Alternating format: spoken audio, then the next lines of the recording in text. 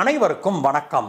India மேற்கொண்டிருக்கிற சில அதிரடி நடவடிக்கைகளை கண்டு சீனா ஆடி போயிருக்குது அப்படிங்கிற செய்தி வெளியாகி இருக்குது நண்பர்களே. பாரத பிரதமராக திரு நரேந்திர மோடி அவர்கள் 3வது முறையாக பதவியேற்றுக் கொண்ட உடனேயே நம்முடைய வெளியுறவு கொள்கையில் ஒரு மிகப்பெரிய மாற்றத்தை ஏற்படுத்தி இருக்கிறார் நண்பர்களே.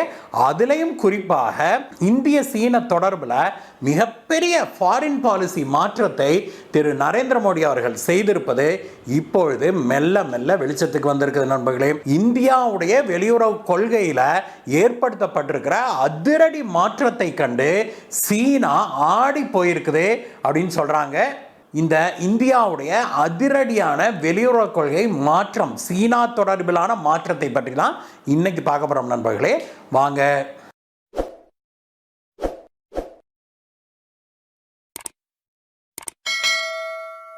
பாரத பிரதமராக திரு நரேந்திர மோடி அவர்கள் 3வது முறை பதவியேற்றுக் கொண்டாலுமே கூட அவருக்கு சென்ற 2 முறை இருந்தது போல ஒரு முழுமையான மெஜாரிட்டி கிடைக்கவில்லை. ஏன் சிம்பிள் மெஜாரிட்டி கூட கிடைக்கவில்லை பாராளுமன்றத்தில். அப்படிங்கிறதுனாலேயே இது ஒரு வீக்கான கவர்மெண்டாக, ஒரு வலுவிழந்த அரசாங்கமாகத்தான் இருக்கும் அப்படின்னு மேற்கத்திய ஊடகங்கள் பேசி வந்தாங்க.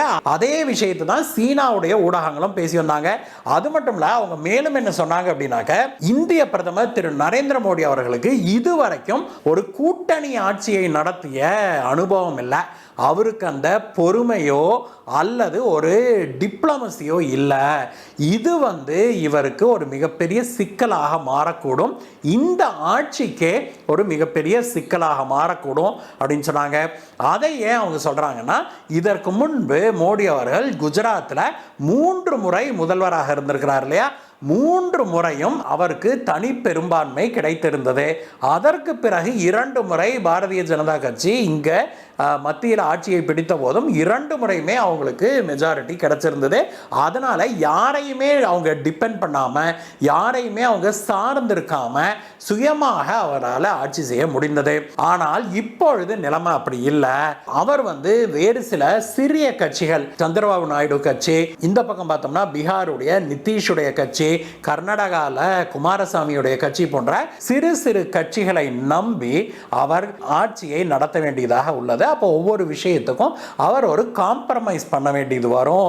வாஜ்பாய் அவர்கள் காம்ப்ரமைஸ் பண்ணி ஒரு கோலிஷன் அரசாங்கத்தை, ஒரு கூட்டணி ஆட்சியை நடத்தினார் இல்லையா, அந்த மாதிரி நடத்த வேண்டிய ஒரு சூழல் வரும் அப்படின்னு சொல்லி மேற்கத்திய நாடுகளும் சீனாவும் ரொம்பவுமே மோடியுடைய இந்த ஆட்சி வீக்கான ஆட்சியாக இருக்கும், இந்தியா வலுவிழந்து போகும் அப்படின்னு தான் அவங்க ரொம்பவுமே எதிர்பார்த்து வந்தாங்க. இப்படிப்பட்ட சூழ்நிலையில் ஃப்ரம் டே 1 பாரத பிரதமர் மோடி அவர்கள் கொடுக்கிற செய்தி என்ன உலகத்துக்கு அப்படின்னா, நான் எதையும் காம்ப்ரமைஸ் பண்ண போறதில்ல.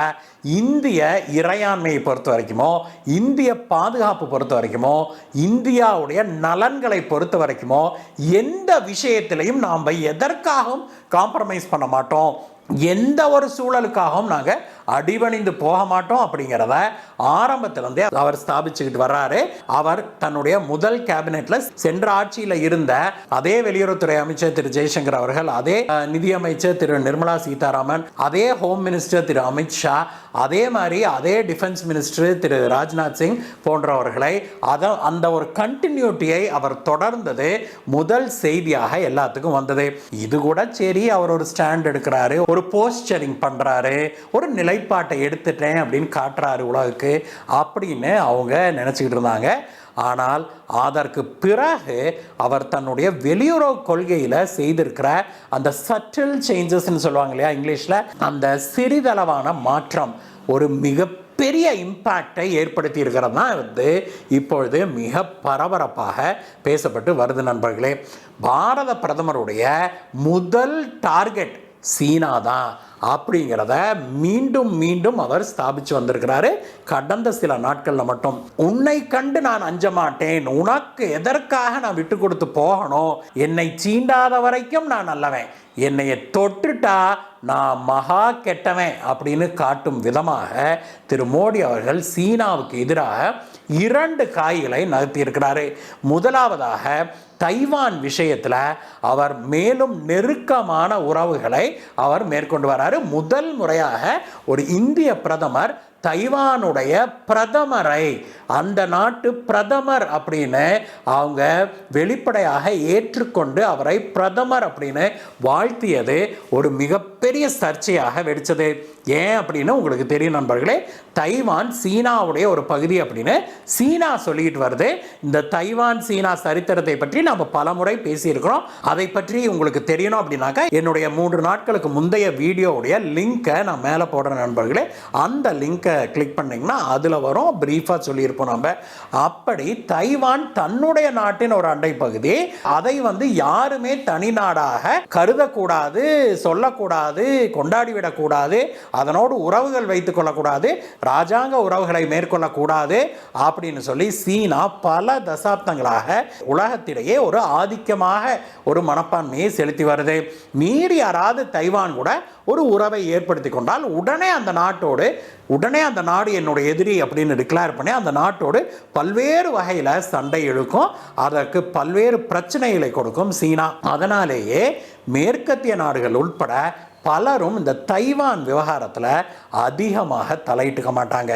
ஆனால் பிரதமர் நரேந்திர மோடி அவர்களோ டிஃபரண்டான ஒரு டாக்டிக்கை எடுத்திருக்கிறார் இந்த முறை. தைவானை கையில் எடுத்து அவர் தைவான் பிரதமர் வாழ்த்து சொன்னதுக்கு நன்றி சொன்னது மட்டுமல்ல, அந்த நாட்டின் பிரதமர் அழைச்சது மட்டுமல்ல, தைவான் நிறுவனங்களோடு, குறிப்பாக செமிகண்டக்டர் நிறுவனங்களோடு நெருங்கிய ஒரு பந்தத்தையும் அவர் ஏற்படுத்தியிருக்காரு. தமிழகத்தில் இருக்கிற ஃபாக்ஸ்கான் நிறுவனம் இருக்குது இல்லையா, இது ஒரு தைவானை சேர்ந்த ஒரு நிறுவனம் அப்படின்னா பார்த்துக்கோங்களேன். அந்த ஃபாக்ஸ்கான் நிறுவனம் இப்பொழுது உலகின் 2வது மிகப்பெரிய ஐஃபோன் மேனுஃபேக்சரிங் ஃபெசிலிட்டியாக மாறி இருக்குது நண்பர்களே. இது மட்டும் இல்லை, கூடிய விரைவில் கூகுள் தன்னுடைய பிக்சல் ஃபோனையும் இதே ஃபாக்ஸ்கானுக்கு கான்ட்ராக்ட் கொடுக்க போகுது அப்படிங்கிறாங்க. அப்போ தமிழகத்தில், குறிப்பாக சென்னை பிராந்தியத்தில் இந்த நிறுவனத்தின் மூலமாக மேலும் பல்லாயிரம் பேருக்கு வேலை கிடைக்கும் அப்படின்னு நம்ம நம்புகிறோம். இது போன்று வர்த்தக உறவுகளை பலப்படுத்திக்கிட்டே போகிறார்.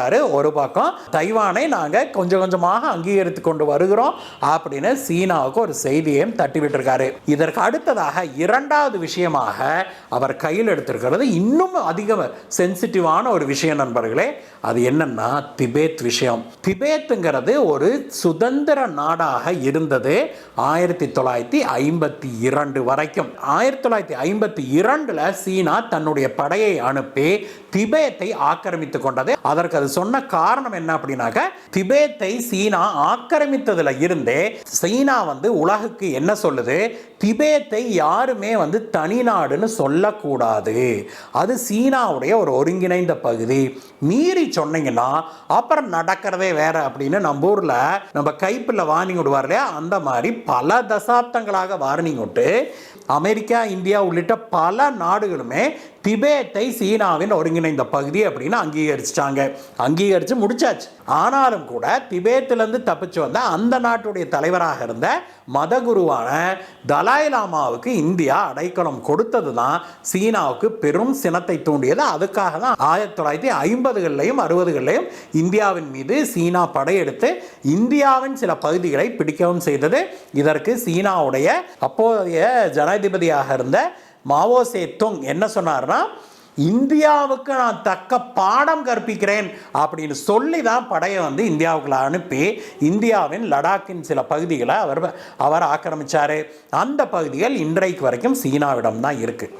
இப்படிப்பட்ட சூழ்நிலையில் பாரத பிரதமர் திரு நரேந்திர மோடி அவர்கள் திபேத் பிரச்சனையை மீண்டும் கையில் எடுக்கிறாரு. முதல் முறையாக வெளிப்படையாகவே திபேத்துக்கு ஆதரவு கொடுத்து நிற்குது இந்தியா அப்படிங்கிறதான் இப்பொழுது விஷயமே. இதற்கு பிரதமர் அவர்கள் மேற்கொண்ட ஒரு விஷயம்தான், அவர் இந்த விஷயத்தை கையாண்ட விதம் தான் உலகத்தில் பலரையும் புருவங்களை உயர்த்தி பார்க்க செய்திருக்குது.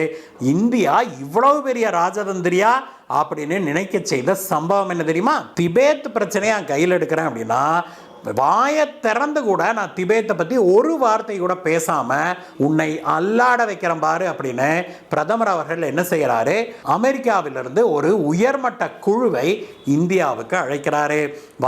தலாய் லாமா கூட அவங்க பேசுகிறாங்க. அதுவும் எப்படி உயர்மட்ட குழுனா, அமெரிக்காவுடைய முன்னாள் பாராளுமன்ற ஸ்பீக்கரான நான்சி பெலோசி தலைமையிலேயே வர்றவங்க இந்தியா வர்றாங்க, தலாய் லாமா போய் பார்க்குறாங்க. அதற்கே சீனா கடுமையான எதிர்ப்பெல்லாம் தெரிவிக்குது.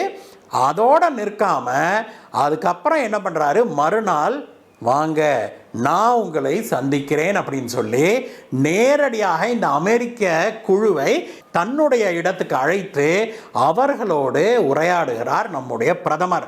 வெளிப்படையாக நடந்த இந்த உரையாடல் தான் இப்பொழுது சீனாவில் பெரும் கண்டனத்துக்குள்ளாகி இருக்குது, பெரும் சர்ச்சைகளை ஏற்படுத்தி இருக்குது. அது காரணம் என்னன்னா, ஒன்று தலாய்லாமாவை கொண்டு திபேத் பிரச்சனையை மீண்டும் இந்தியா தூண்டுது அப்படிங்கிறது சீனாவுடைய ஸ்டாண்டு. இன்னொரு விஷயம் இதில் என்னன்னா, தான் இதில் தலையிடாமையே நேரடியாக திபேத்துங்கிற ஒரு வார்த்தையை கூட உச்சரிக்காம அமெரிக்காவை இதில் உள்ள நுழைச்சு ஏய் நீங்கள் போடுங்கடா சண்டையா அப்படின்னு இந்தியா கிளப்பி விட்டிருக்கிற ஒரு புதிய உரசலைத்தான் இப்பொழுது உலகம் வியப்போடு பார்த்துக்கிட்டு இருக்குது. இப்பொழுது சீனாவுக்கும் அமெரிக்காவுக்கும் ஏற்பட்டிருக்கிற இந்த திபேத் தொடர்பான உரசலுக்கு முழுக்க முழுக்க காரணம் நம்முடைய பிரதமர் தான். ஆனால் இதில் நேரடியாக இந்தியாவை குற்றம் சொல்லக்கூட முடியவில்லை சீனாவால். ஒரே விஷயம் சீனா சொன்னதுன்னா, தயவு செய்து நீங்கள் வந்து தலாய்லாமாவை பார்க்கதற்கு இந்த குழுவுக்கு அனுமதி வழங்கக்கூடாதுன்னு கேட்டுக்கிச்சு. இந்தியா அதை கண்டுகொள்ளவில்லை. தலாய்லாமாவை பார்க்க அனுமதி கொடுத்தது மட்டும் இல்லாமல் நம்முடைய பிரதமர் அவர்களே நேரடியாக வரவழைத்து அந்த குழுவோடு பேச்சுவார்த்தை நடத்தினது அப்படிங்கிறது உண்மையிலேயே உலக அரங்கில் இந்தியா சீனாவுக்கு சொல்கிற செய்தி தெளிவாக தெரியுது அப்படின்னு தான் ராஜதந்திரிகளால் பேசப்படுது, போற்றப்படுது. பழைய பாரதம் போல இந்த பாரதம் இருக்காது.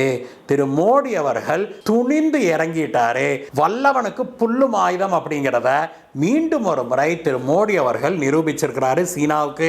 நான் கையசைக்காமலே வாயை திறக்காமலே உனக்கு எப்படியெல்லாம் குடைச்சல் கொடுக்க முடியுங்கிறதுக்கு ஒரு சாம்பிள் தான் சாமி இது அப்படின்னு சீனாவுக்கு ஒரு கடுமையான எச்சரிக்கையை விடுத்திருக்கிறாரு. அதனால தான் இப்பொழுது சீனாவும் இந்தியாவை கண்டு அலற ஆரம்பிச்சிருக்குது. இந்த வீடியோவை பற்றிய உங்களுடைய கருத்துக்களை சொல்லுங்கள் நண்பர்களே. மீண்டும் உங்களை வேற வீடியோ சந்திக்கிறேன் கைஸ். Bye bye.